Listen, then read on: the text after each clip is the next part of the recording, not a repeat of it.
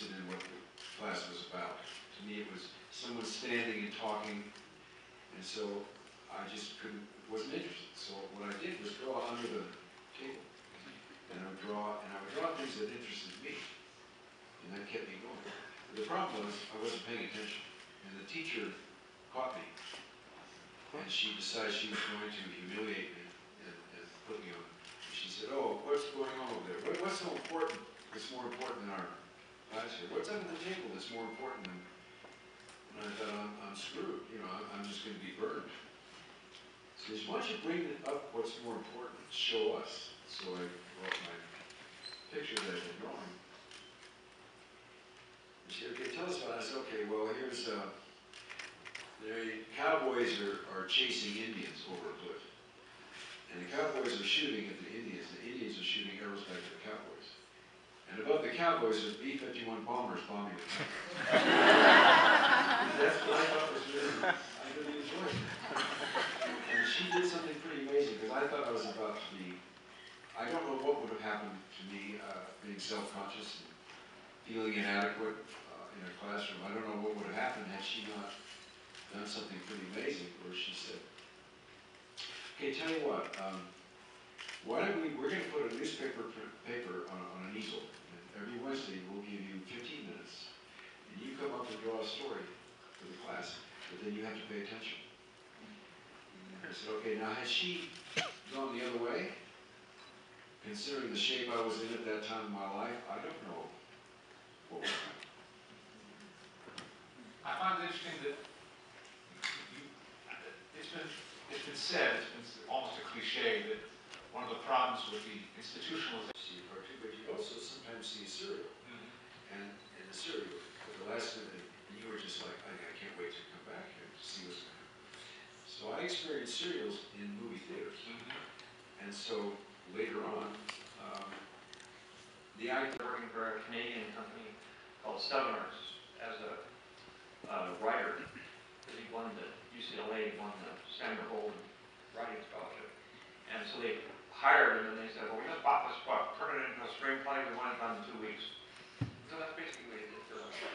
And out of that, he talked them into letting him direct a movie, and we got to do some writing on some good movies like This Paris Burning and Patton.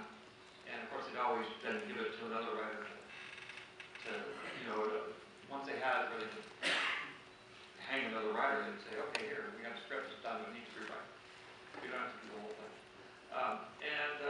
But he got a job to direct Phineas and Rainbow, and then, again, one of those quirky realities is that then Seven Arts bought Warner Brothers. This Canadian company bought Warner Brothers.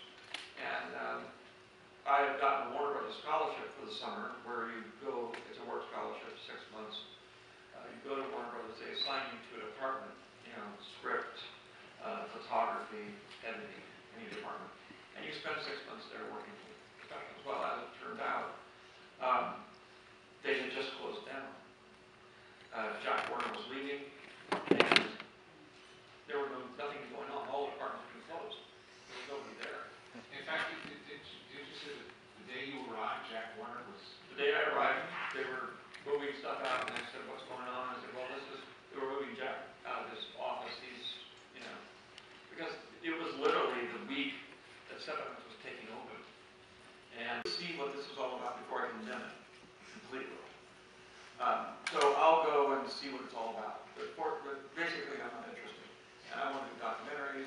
Again, coming up at that period of time, there were two significant things that happened. One was the fact that it was 60 years after the studio started. So all the people that started it when they were in their 20s were now retired.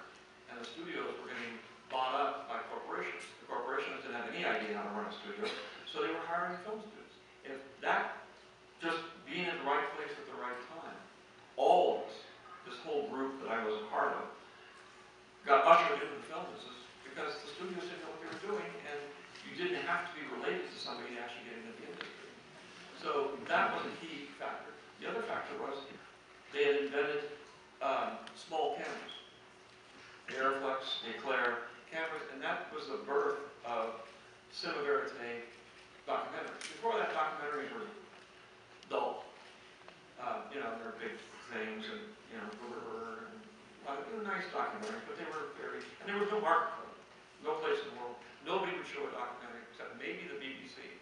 But no place in America, no television station, no, nothing. They were made by the government, and most of the films I worked on at that time were government films, editing government films, because there just wasn't any, didn't exist.